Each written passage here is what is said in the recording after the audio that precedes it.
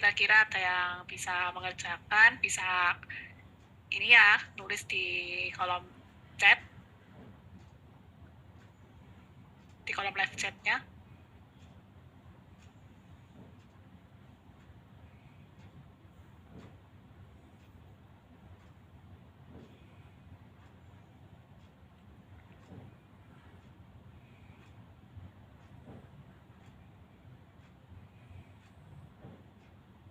Oke, atau langsung aja ya. Kalau ini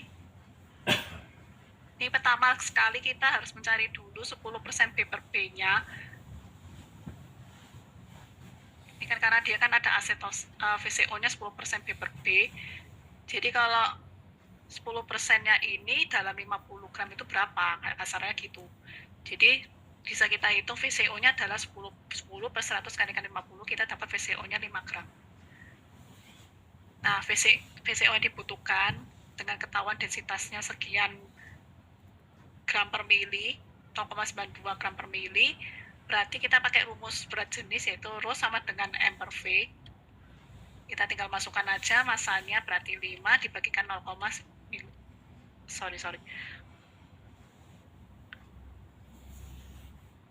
berarti 0,92 sama dengan 5 per volumenya, kita dapat volumenya 5,4. Jadi ini jawabannya yang A.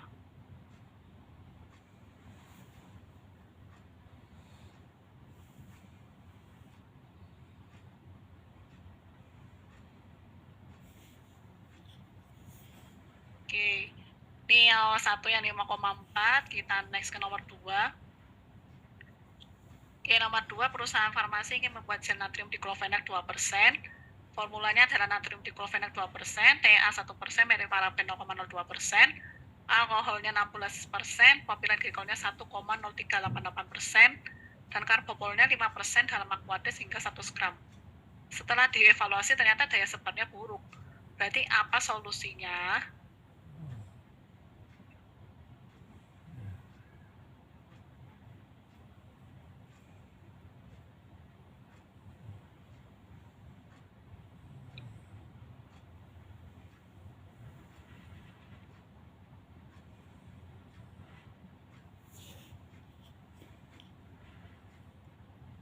Oke, nomor 2 ini solusinya adalah untuk menurunkan konsentrasi karbopol. Oke, karbopol sendiri ini pada gel berperan sebagai gelling agent, konsentrasinya 0,5 sampai 2%. Nah, jika konsentrasi gelling agentnya semakin tinggi, viskositas gelnya juga akan meningkat akibat struktur gelnya semakin konsentrasi gelling agentnya semakin tinggi, viskositas gelnya juga akan semakin meningkat akibat struktur gelnya semakin kuat. Jadinya kalau ada peningkatan viskositas dapat berdampak pada daya sebar yang semakin rendah. Dimasuk akal ya kalau misalnya viskositasnya dia naik, daya sebarnya kita itu makin susah. Kalau viskositasnya makin rendah, berarti kalau kayak di sini menurunkan karbopolnya, diharapkan viskositasnya lebih berkurang sehingga daya sebarnya nanti itu dia akan lebih baik. Oke, nomor 3 ini adalah suatu industri farmasi akan membuat suppositoria yang mengandung zat aktif paracetamol. Nah, formulasi suppositoria tersebut adalah paracetamol 100 mg dan oleum kakao banding setil alkoholnya 94/6 hingga 2 gram. Berapakah gram setil alkoholnya ditimbang?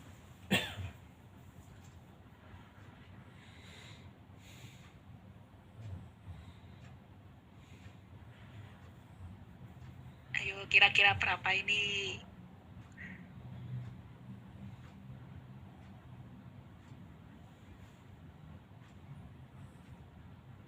Ini ada sesuatu nih yang harus kita cari dulu nih.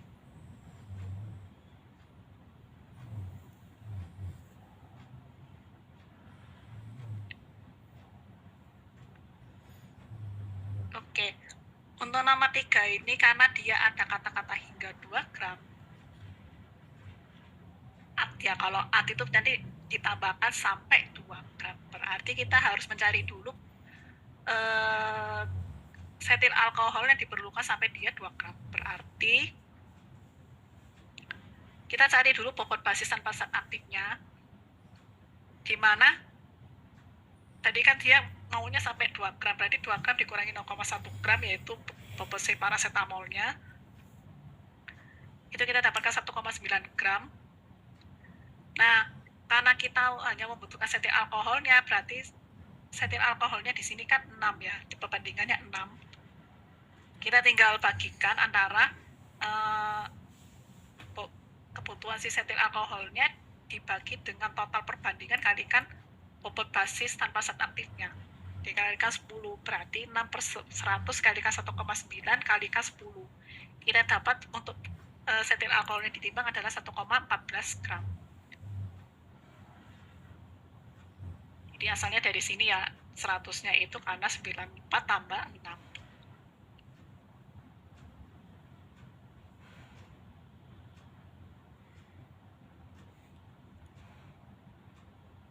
Nomor 4, di sini ada apoteker R&D di industri farmasi sedang mengembangkan sekian emulsi.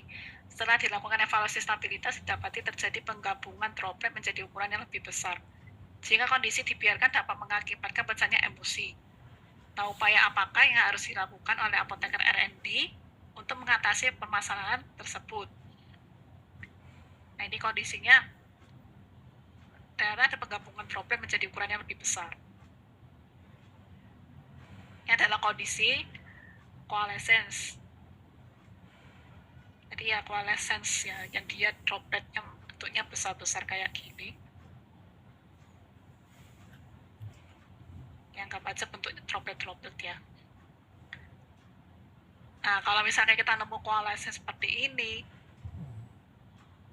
upaya apakah yang harus dilakukan? Kalau misalkan pada akhirnya kita ujung-ujungnya harus reformulasi.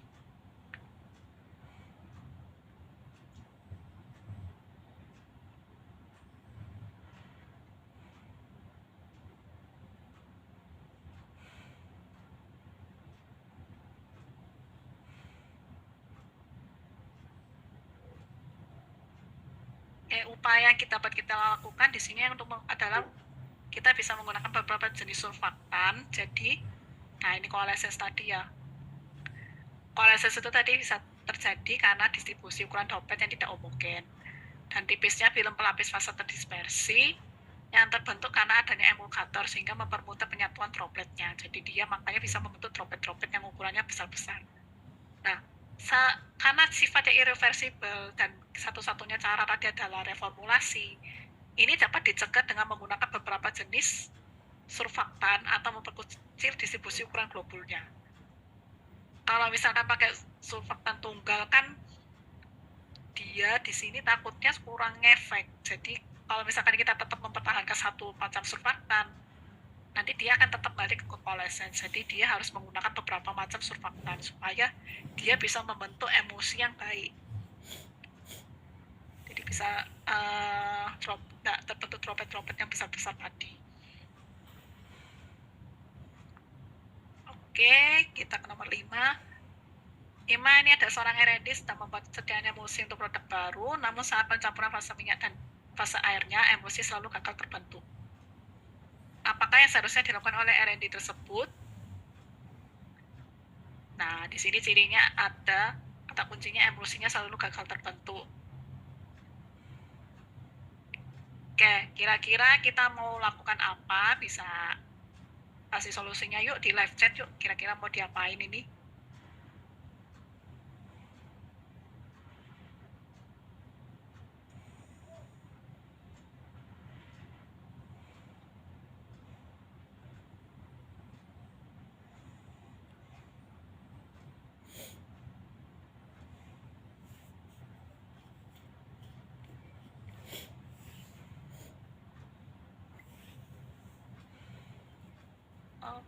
Oke. Kira-kira mau apa?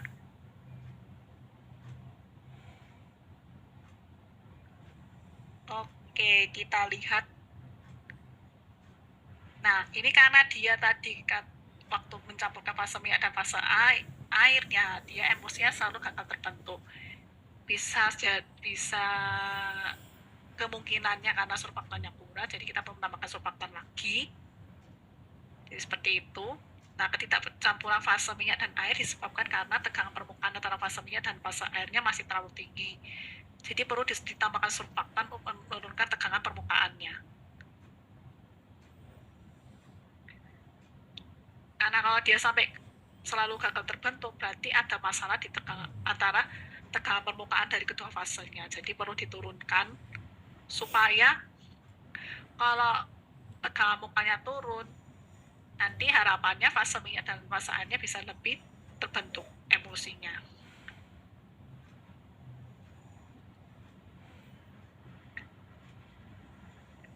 Oke, nomor 6, seorang pasien datang ke apotek menemukan krim gentamicin yang dibeli di apotek seminggu yang lalu. Nah, ini sudah ada kan aku highlight ya. Jadi berubah warna dari putih menjadi transparan dan kekentalannya berkurang setelah tidak sengaja meletakkan krim tersebut di dekat kompor. Nah, analisis apa yang Anda lakukan sebagai seorang apoteker? Apakah yang terjadi di sini?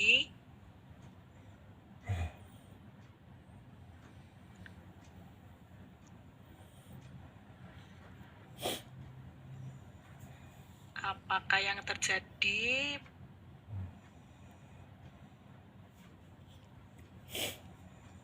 Oke, kita langsung aja. Yang terjadi adalah ada pemisahan. Jadi ada pemisahan antara fase minyak dan fase air pada krimnya. Krim itu kalau misalkan kita taruh di kompor aja, nggak usah kompor deh, taruh di luar ruangan yang ada benar-benar panas ya panas terik, misalkan lagi cuaca panas banget, kalian taruh krim di luar gitu, nanti lama-lama akan ada terjadi pemisahan, jadi fase minyak sama fase airnya akan terpisah kayak gitu. Jadi kalau krim ini ya jeleknya, ya bukan jeleknya sih, kekurangannya itu adalah kalau misalkan kita taruh di kondisi panas, dia bisa terpisah ya. Jadi makanya ada beberapa pembuatan gitu ya, kalau contohnya kayak salep mata itu dia nggak pernah masuk autoclave ataupun masuk oven untuk sterilisasi akhirnya, pasti pakai filtrasi. Karena kalau salep mata itu dia ya salep kalau misalkan dimasukin di autoclave ya nanti dia lama-lama bisa eleh, jadi makanya dia difiltrasi. Itu sekilas flashback aja. Kita masuk ke nomor 7. 7, dari seorang farmasis akan mengembangkan sekian salep yang memiliki karakteristik waktu kontak dengan kulit yang panjang dan memberikan efek oklusif. Basis salep yang tepat untuk digunakan adalah ciri-cirinya di sini dia mau efek oklusif dan juga waktu kontak dengan kulitnya itu panjang. Nah, ini basis apakah yang akan kita gunakan?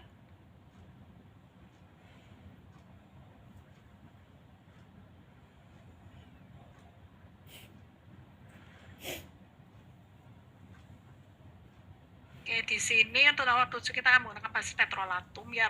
Nah, basis petrolatum ini termasuk ke dalam basis apakah? Kita akan bahas. Ternyata petrolatum ini dia masuk ke basis dengan dasar salep hidrokarbon.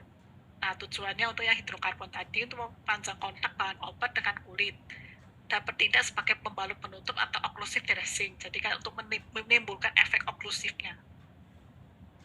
Nah, basis-basis yang lain gimana? Kalau misalkan kayak lanolin, parafin itu masuk ke dasar salep seram seperti untuk tujuannya emolian, jadi untuk memberikan rasa lembab yang lama. Terus ada dasar salep yang dapat dicuci dengan air, yaitu hydrophilic ointment. Kemudian ada dasar salep larut air tidak mengandung bahan tak larut dalam air seperti parafin, lanolin anditrat atau wax.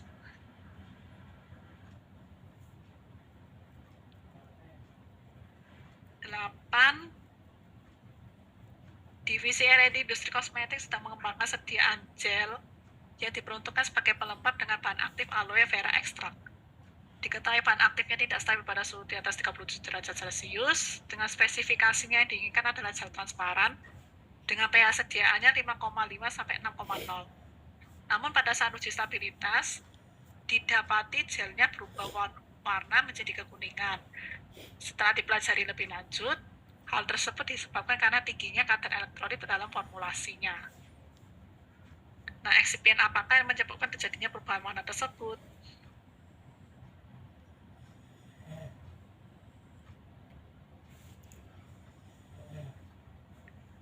Kira-kira yang manakah yang menyebabkan?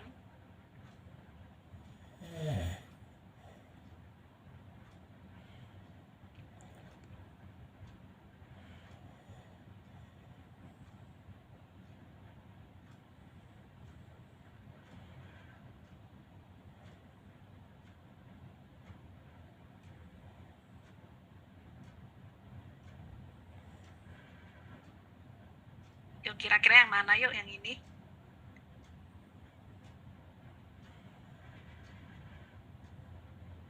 Oke, ada yang menjawab. Kita lihat ya, apakah eksipiennya. Nah, eksipien dimaksud adalah karbomer. Kenapa karbomer? Nah, di sini ceritanya, karbomer kan tadi sebagai jelly agent ya. Nah, karena ada tingginya kadar elektrolit pada sediaan, itu bisa menyebabkan karbomer itu berubah warna jadi kekuningan. Nah, selain karena pengaruh kadar elektrolit, asam kuat dengan pH 4 di bawah 4,0 itu bisa menyebabkan gel dari karbomer menjadi kekuningan. Nah, ini kan tadi dia kan gelnya jadi kekuningan ya, meskipun dia pH-nya 5,5 ya, tapi dengan pH cenderung ke asam ya, ini asam lemah, dia itu sudah menyebabkan karbomer jadi warna kuning. Nah, berarti yang eksipien yang terpengaruh adalah karbomer. Nah, pengaruh tingginya elektrolit pada beberapa jelly agent itu seperti salting out dan penurunan viskositas itu terjadi pada contohnya yang lain lagi ada metil selulosa, hidroksipropil selulosa, dan turunan selulosa lain. Nah, kalau terjadi peningkatan viskositas ini bisa terjadi pada sodium alginat dan magnesium aluminium silikat. Oke. Seorang analis akan melakukan suatu rangkaian IPC sediaan sirup guna menjamin sediaan sirup yang dikemas dalam wadah dosis ganda dengan volume yang tertera pada etiket jika dipindahkan dari wadah asli akan memberikan volume sediaan seperti yang tertera pada etiket. Oke, ini sudah disinggung tadi sebelumnya pengujiannya, apakah nama pengujian ini? Ayo, kira-kira ini tadi pengujian apa?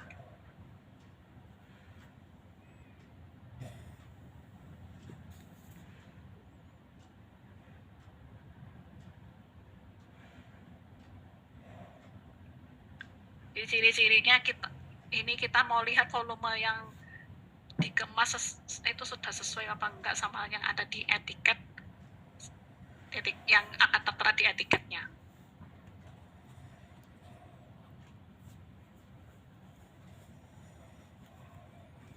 Oke, sudah ada yang menjawab.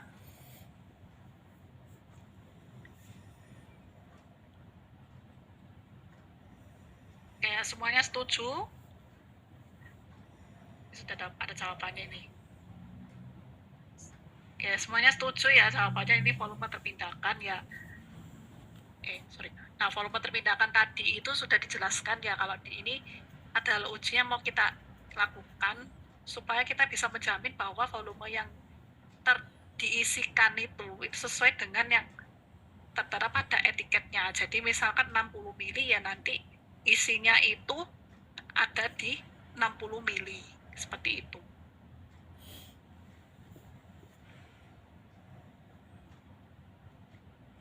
Oke, 10. Seorang farmasis akan melarutkan zat A yang agak sukar larut dalam air. Pada percobaannya dia menambahkan alkohol dan gliserin ke dalam formula. Usaha peningkatan kelarutan apakah yang dilakukan oleh farmasis? Oke, cirinya di sini dia agak sukar larut dalam air. Nah, ini dilakukan percobaan dengan menambahkan alkohol dan gliserin dalam formulanya. Oke, ini namanya apa? usaha peningkatan kelarutannya.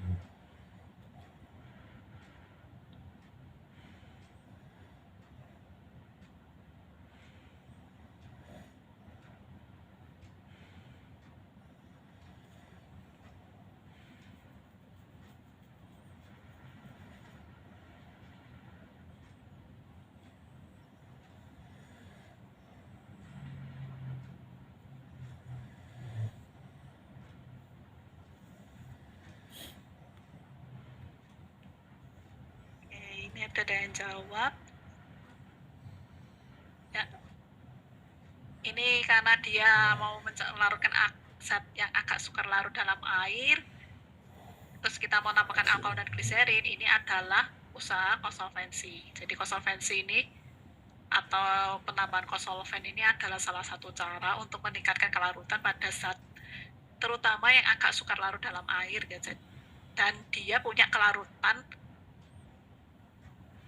yang kelarutan sendiri yang khusus untuk di alkohol atau ya kalau dalam hal ini alkohol dan gliserin atau yang ya pelarut kosolven. Itu biasanya tergantung dari monografi dari sediaannya. Monografi dari zatnya maksudnya.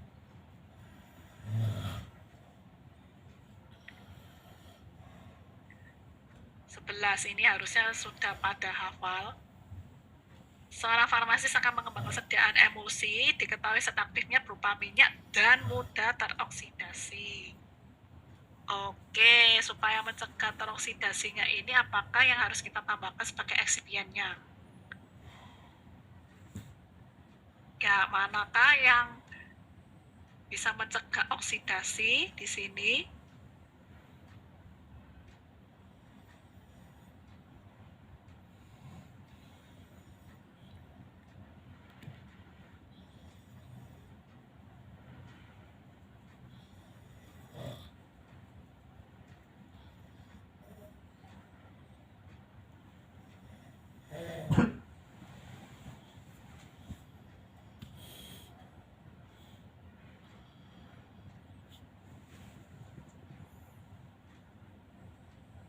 Oke, karena ini untuk menambahkan eksipien supaya untuk mencegah teroksidasi kita perlu menambahkan suatu antioksidan. Nah, contoh antioksidannya adalah yang butylated hydroxyanisole atau ini namanya BH atau BHA ya kalau disingkat.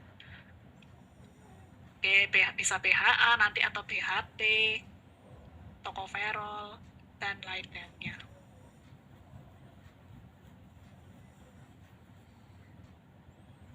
Oke, jadi seperti itu. Nah ini ya, kita bahas yang eksipien lain, bahannya apa, ada hidroksipropil selulose ini sebagai emulgator koloid. Oh, ini ketutupan.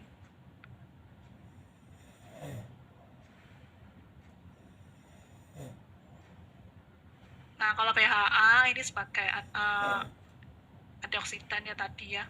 Lalu ada polisorbat. Polisorbat ini ada emulgator yang berupa surfaktan. Isopropyl ini sebagai emolian dan pelarut minyak. Altilmatol ini lebih ke flavoring agent. Nah, ini maltol berarti rasa manis ini.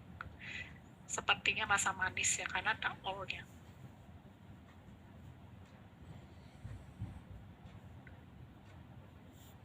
Nah, ini. Oke, ini kita akan bahas sama-sama ya. Jadi, ini adalah salah satu contoh soal yang perhitungan basis suppostoria yang pakai replacement factor. Nah, akan dibuat sediaan suppostoria dengan bahan aminofilinnya 0,4 gram. Sediaan suppostoria akan dibuat dalam sebanyak 15 buah dengan beratnya 3 gram. Basis yang digunakan adalah oleum kakao dengan replacement faktornya sebesar untuk aminofilin sebesar 0,86. Berapa gram dosis oleum kakao? Jadi harusnya berapa gram bobot oleum kakao yang dibutuhkan. Oke, untuk replacement faktor ini, oke nanti jawabannya yang ini yang nanti ya kita akan bahas lagi. Oke, replacement faktor ini tadi kita akan menggunakan rumus seperti ini, yang F sama dengan 100 dikalikan dalam kurung E dikurangi G dibagi dengan dalam kurung G kalikan X plus 1. Nah, ini fungsi rumusnya seperti ini. tadi ini kan dia bobotnya 3 gram. Nah, aminofilinnya tadi kan 0,4 ya. Oke, pertama sekali kita harus mencari persentase zat aktif dalam formula. Di mana tadi aminofilinnya 0,4, bobot suppositorirnya yang diinginkan adalah 3 gram. Berarti kita cari dalam persenannya yaitu 0,4 dibagi dengan 3 kalikan 100%, kita dapat 13,3%. Nah, setelah itu kita masukkan ke dalam rumus yang ini tadi.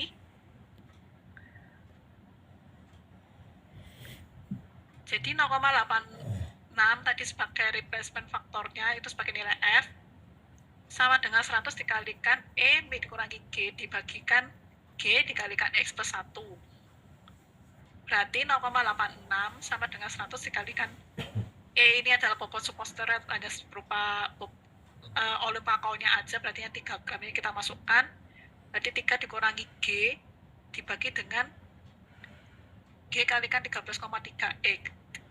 Kan G kali X, berarti X-nya kan ada 13,3 sudah kita hitung. Berarti G kali 13,3 plus 1. Nah, nanti tinggal dihitung aja, berarti kan jadi di sini 0,86 sama dengan 300 dikurangi 100 G per 13,3 plus 1. Tinggal dihitung aja kayak biasa ya, pindah ruas, perkalian, dan sebagainya. Ini kita bisa pindah. Tadi dapat ini satunya dipindah dulu, 1 dipindah. Jadi 1 dikurangi 0,86 kita dapatkan 0,14. Nanti habis gitu 13,3-nya kita pindah ruas, kita dapat minus 1,862 gram sama dengan 300 kurangi 100 gram, dan seterusnya kita sampai kita dapatkan nilai G-nya, yaitu nilai bobot oleum kakao plus aminofilin, zat aktif aminofilinnya itu 3,057. Nah, setelah itu jumlah basis yang digunakan dalam satu suku tanpa zat aktif ini kita perlu kurangkan dulu. Jadi ini kan oleum kakao plus zat aktif. Nah, kita perlu kurangkan kita perlu mencari dulu bobot oleum kakao tanpa zat aktif yang setelah dikurangi dengan replacement factor, setelah kena replacement factor. Jadi yang nilai G ini dikurangi dengan 0,4, kita dapat 2,66 gram. Nah, ini adalah 2,66 gram ini adalah bobot oleum kakao yang setelah kita hitung-hitung tadi pakai rumus replacement factor. Nah, karena untuk 15 suppositori ya tinggal kita kalikan 15, 2,66 kali 15 sama dengan 39,85. Jadi seperti itu untuk replacement faktornya. Jadi intinya itu pada akhirnya pun kita akan mencari bobot oleum kakao plus zat aktif yang setelah dimasukkan rumus replacement faktornya. Kayak gitu.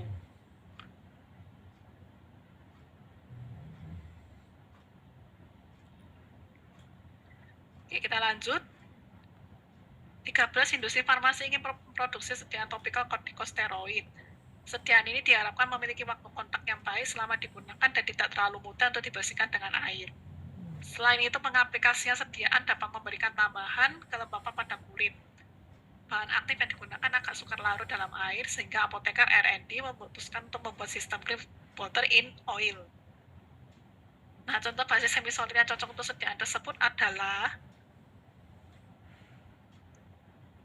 nah ini ya, tadi kan maunya tidak terlalu mudah untuk dibersihkan dengan air. Miring.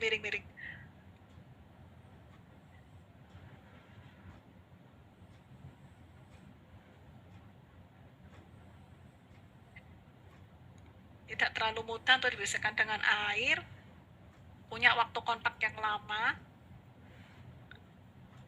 ya bukan waktu kontak yang lama, waktu kontak yang baik selama digunakan, terus memberikan kelembapan.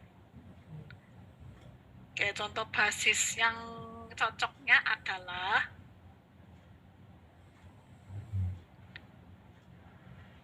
kita bisa eliminasi yang pilihan CDE karena CDE ini tidak memberikan efek waktu kontak sama emolien. Nah, berarti pilihannya tinggal yang A sama B. Kalau A sama B berarti antara A sama B berarti pilih yang mana?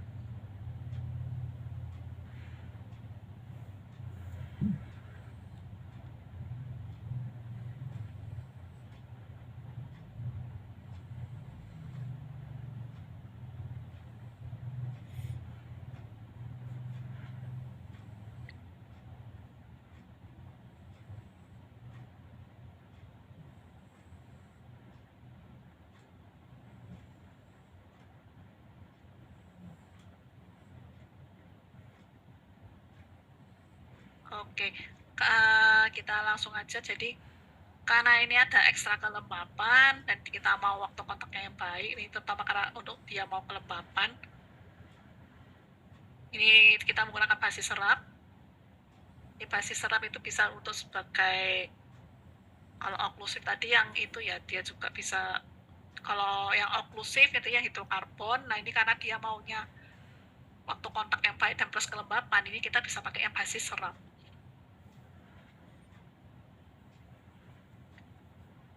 Oke, kita nomor 14.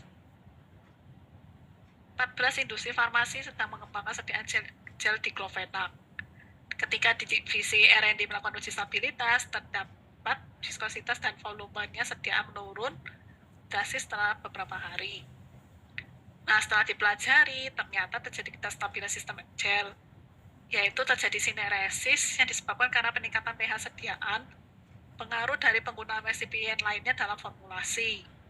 Nah, eksipien apakah yang dapat ditambahkan dalam formula untuk mengatasi permasalahan ini?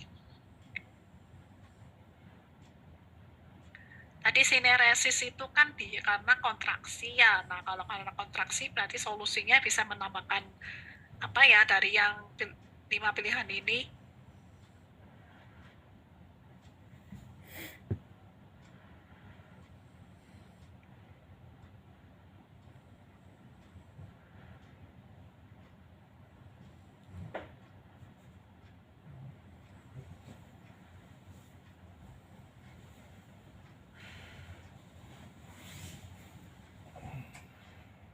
Ya, sineresis ini tadi dia kontraksi, kita bisa menambahkan gelling agent.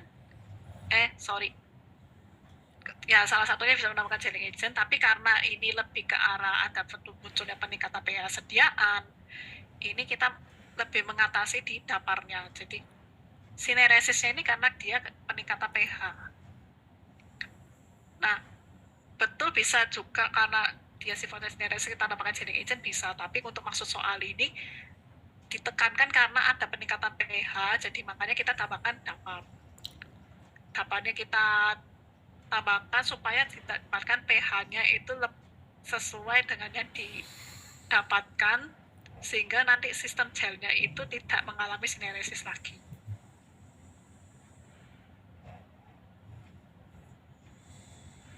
Ini kayak gitu. Nah, ini tadi ya terjadinya sineresis pada gel dapat dipengaruhi oleh pH, suhu, bagaimana dan osmolaritas karena ada pengaruh terjadinya asam. Terjadi berpengaruh karena adanya garam. Nah, karena ada peningkatan pH sediaan, solusinya adalah penambahan dapar.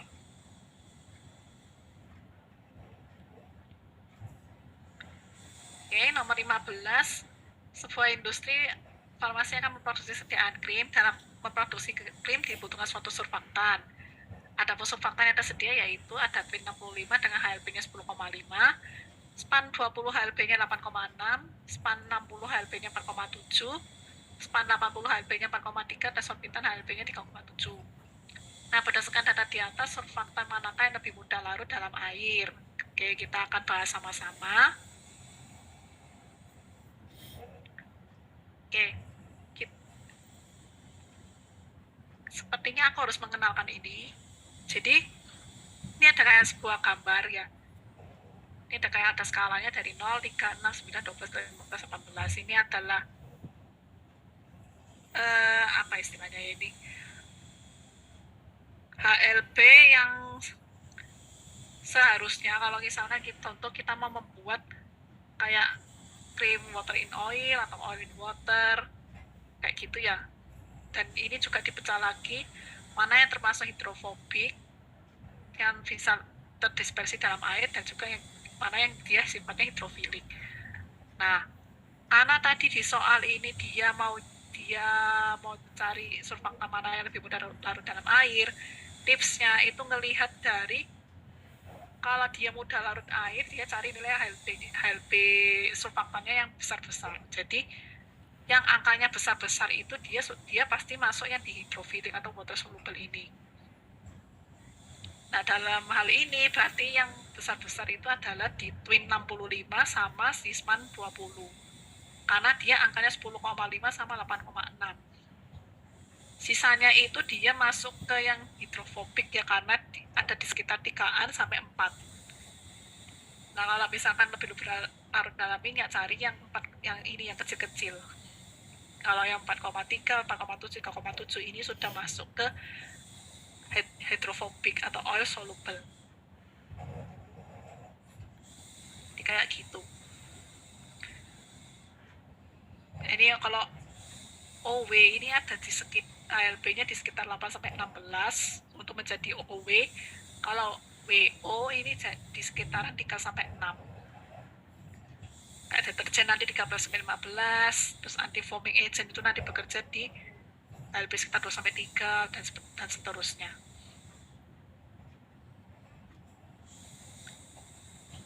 Oke, nomor 16, di sini ada industri farmasi memproduksi sediaan krim dengan bahan eksipien setil alkohol, sera alba, etil paraben, polisorbat 60, dan sorbitan monostearat, serta beta hidroksieksid.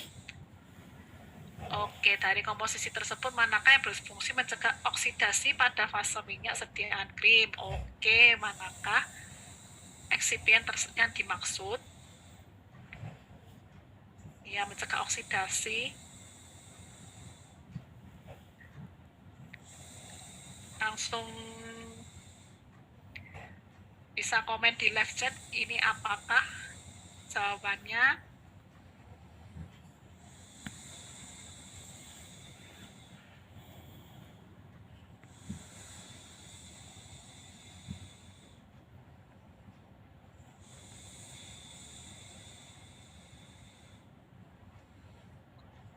Oke, sudah ada yang menjawab sepertinya. Oke, untuk mencegah oksidasi kita tambahkan antioksidan lagi. Contohnya adalah BHA. Jadi yang beta hidroksieksid ini adalah sebagai antioksidannya. Oke, eksipien yang lain, setil alkohol ini adalah sebagai basis krimnya. Sera alba juga basis krim. Kalau misalkan dia di suppostoria, dia menjadi itu ya untuk meningkatkan titik lebur.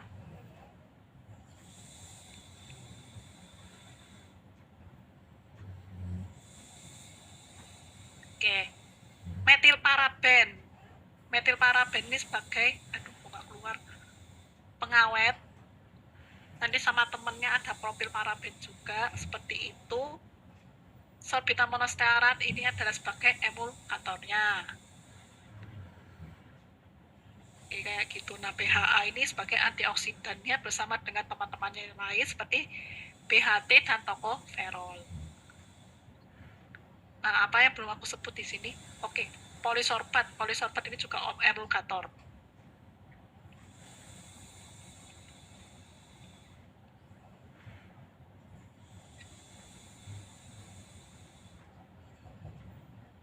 Oke, 17. Divisi R&D sedang mengembangkan sediaan krim menggunakan N-alaurilsulfat dan span 20 sebagai emulgator. Total emulgatornya yang digunakan adalah 5 gram, terdiri dari 1,5 gram N-alaurilsulfat HLP 40 dan 3,5 gram span 20 HLP-nya 4, HLP-nya 5. Berapakah HLP campuran tersebut? Mari kita hitung sama-sama.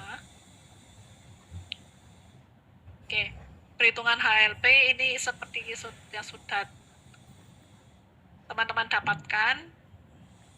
Jadi kalau HLP campuran itu sama seperti kalau di kimia analisis itu kan indeks polaritas ya seperti itu. Jadi ini kayak versi indeks polaritasnya kimia.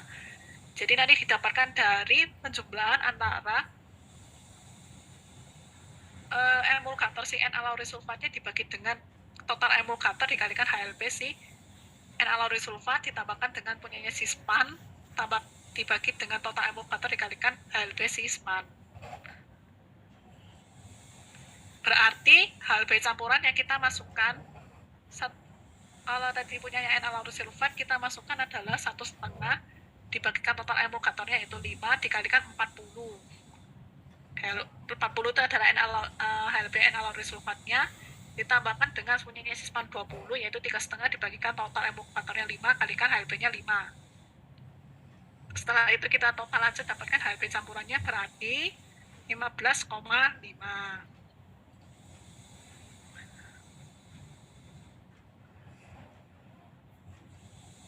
Seperti itu untuk HLB campuran. Nah, nanti kalau misalkan emulgatornya ada 4 atau mungkin ada 3, ada 4 atau ada 5, ya nanti di total ditambahkan sesuai ke jumlah yang diketahui di soal. Jadi nanti kalau waktu mengerjakan dilihat dulu jumlah emulgatornya berapa, nanti baru ditotal-total semua. Next. Ini cukup panjang. Nah, ini tentang HLB lagi, tapi ini versi kalau misalkan RHLB-nya udah diketahui. Nah, oke, kita baca. Jadi seorang apoteker mengembangkan sediaan emulsi dengan formulasi basisnya ada olek acid 3%, setil alkoholnya 2%, parafinnya 5%, isopropil glycer 5%, emulsifiernya 6%, propilen glikol 5%, lalu ada sodium benzoatnya 0,01%, alfa tokoferol 0,02%, dan purified waternya 100 gram. Oke, sekarang sudah diketahui total HLB butuh atau RHLB. Jangan kaget, HLB butuh dan RHLB ini sama. RHLB ini adalah required HLB, jadi sama ya, nggak usah kaget. Itu dari seluruh fase ini adalah 12,7. Nah, apabila emulgator yang digunakan dalam kombinasi span 60 HLB-nya 4,7 dan PIN 20 HLB-nya 16,7, berapakah jumlah PIN 20 dalam formulasi? Kan aku ajarkan dua macam caranya, cuman aku lebih suka untuk cara kedua sih, karena selain lebih cepat dan juga lebih menghemat waktu. Gak apa-apa, kita akan bahas dua-duanya.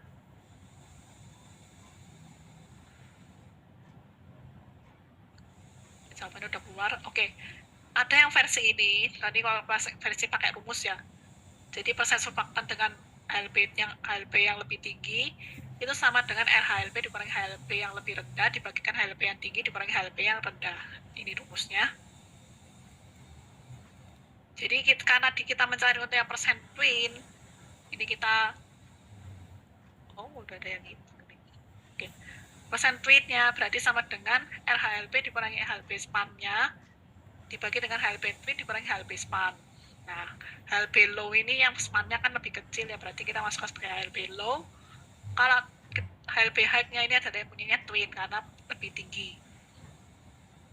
Tinggal dimasukkan aja RHLB-nya 12,7 dikurangi 4,7. Punyanya sispan dibagi dengan 16,7 dikurangi 4,7. Nanti kita cari persen twin-nya, berarti 8/12 dapat 66,67. Setelah itu untuk mencari bobot twin-nya, itu didapatkan dari 66,67 per 100 dikalikan dengan persen bobot emulsifier-nya.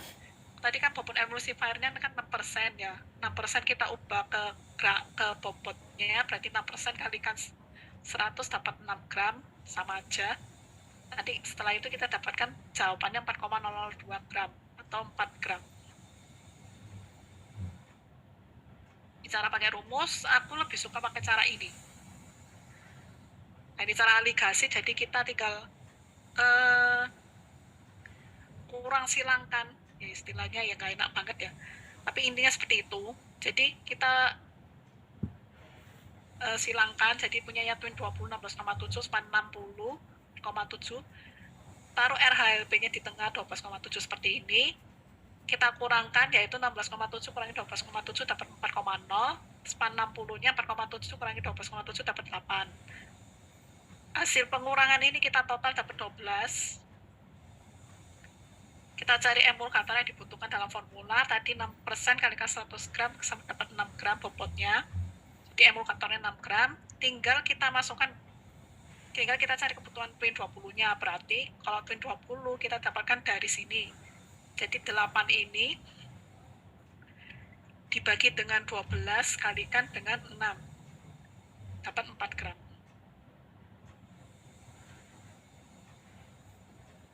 Lebih enak ini sih sebenarnya, lebih cepat aligasi, ini lebih cepat dan juga lebih hemat, tapi disesuaikan kembali ke stylenya teman-teman, cara belajarnya gimana dan susun strateginya gimana nanti kalau waktu mengerjakan soal. Oke, kita nomor 19. Untuk dapat memastikan bahwa setiap unit suppositori yang diproduksi memiliki kandungan bahan aktif yang sama, perlu dilakukan uji keseragaman kandungan. Jumlah total sampel yang harus dipersiapkan untuk pengujian tersebut adalah, nah ini uji keseragaman kandungan. Kalau uji keseragaman kandungan ini berlaku sama seperti waktu yang di solid ya. Tapi yang dimaksud di sini adalah total sampel yang dipersiapkan keseluruhan ya, bukan nanti waktu yang uji pertama berapa, yang uji lanjutannya berapa, kayak gitu.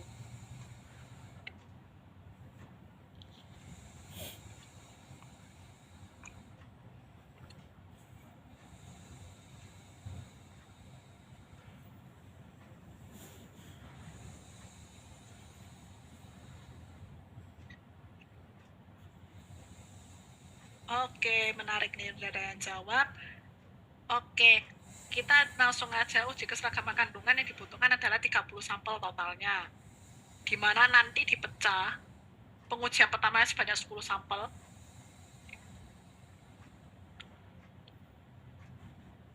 Kalau misalkan 10 sampel nggak masuk, nanti baru pakai 20 sampel tambahan. Jadi nanti di sini totalnya 30 sampel perhitungannya. Tapi kalau 10 sampelnya sudah masuk ya sudah, berarti stop di sini. Ini kalau sudah MS, sudah oke, di stop.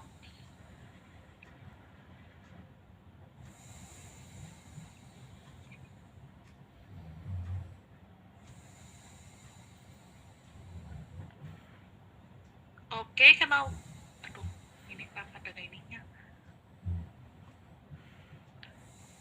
Nah, ini ya tadi ya 10 supo untuk tahap awal dan 20 supo untuk tahap lanjutan jika diperlukan.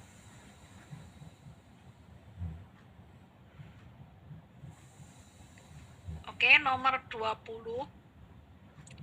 20 di sini ada divisi R&D industri farmasi sedang mengembangkan sediaan saving cream tipe OW, oil in water, dan ketika proses pembuatan secara skala lab didapati busa yang sangat banyak ketika proses pengadukan. Nah, dari studi formulasi dengan penambahan suatu eksipien dapat mencegah pembentukan busa yang terlalu banyak.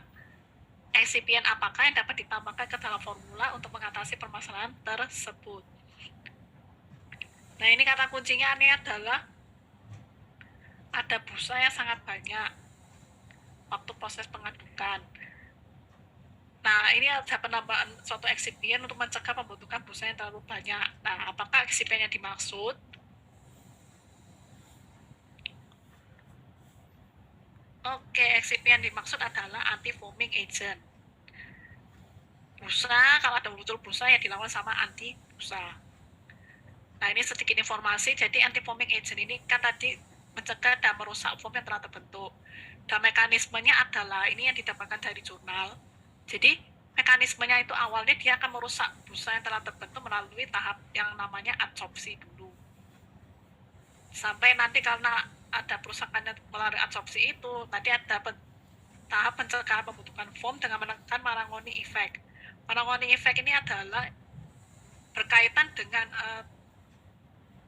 pengaruh interfase tegangan permukaan. Jadi intinya nanti berpengaruh pada tegangan permukaannya yang terjadi sampai nanti pada di tahap 3 dia akan menekan elastisitas permukaan. Jadi menurunkan stabilitas busa yang akan terbentuk. Jadinya kayak lapisan yang akan membentuk busa itu lebih tipis sehingga kalau pun jadi busa itu cepat pecah.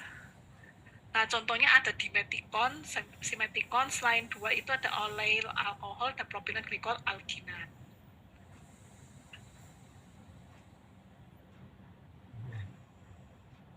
Oke. Ya, sekian.